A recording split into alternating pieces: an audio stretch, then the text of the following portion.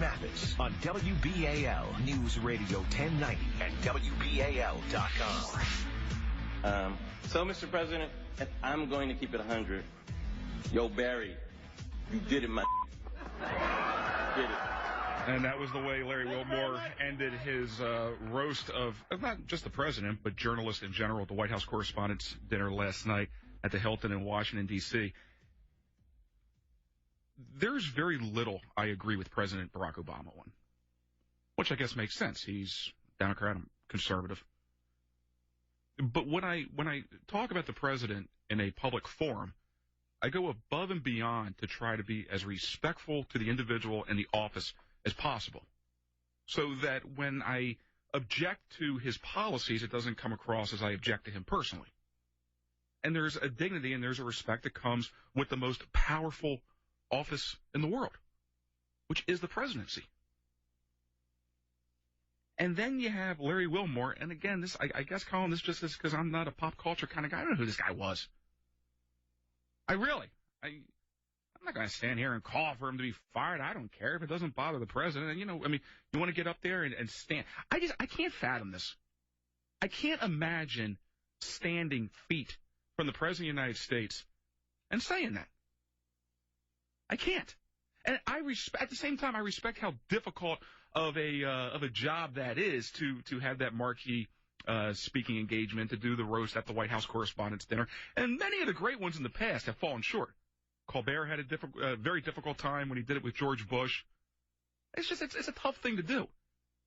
Correct me if I'm wrong. I don't remember anybody, while roasting the president, drop the N-word in the final White House Correspondents' Dinner. But maybe part of the problem, maybe I'm just being too difficult on old Larry. He's just not a funny guy. And as somebody that enjoys comedy, I've done stand-up. It's tough to do. And when you can't be funny, you be offensive, I guess, right? I mean, is that how you stay relevant these days? If you're not creative, if you're not funny, you'd be offensive. It's a shock and awe factor. What's interesting about this is it's not getting a whole lot of awe, or maybe even shock, just because of who he is. I'm just reading up on him a little bit during the news. I guess this is kind of his shtick, his thing. He replaced Colbert. Somebody else, by the way, I didn't think was very funny. Colbert failed miserably trying to do this years ago at the same dinner. So I guess if you're not funny, then you'd be offensive, right? I think one of the greatest comics out there was Jackie Gleason. Never heard him say a bad word. I don't know. What are your thoughts? 410-467-WBAL. Let's kick it off with Bob in Northeast Baltimore. Bob, thanks for holding. Good morning. How you doing? All right. How are you doing, Jimmy? Good. Yeah, well, this doesn't surprise me. I mean, this president, his whole thing has been the divider in chief. His main enemy. It's not Al-Qaeda. It's not ISIS. It's conservatives. And he's done everything in his power to try to destroy conservatives and conservatism.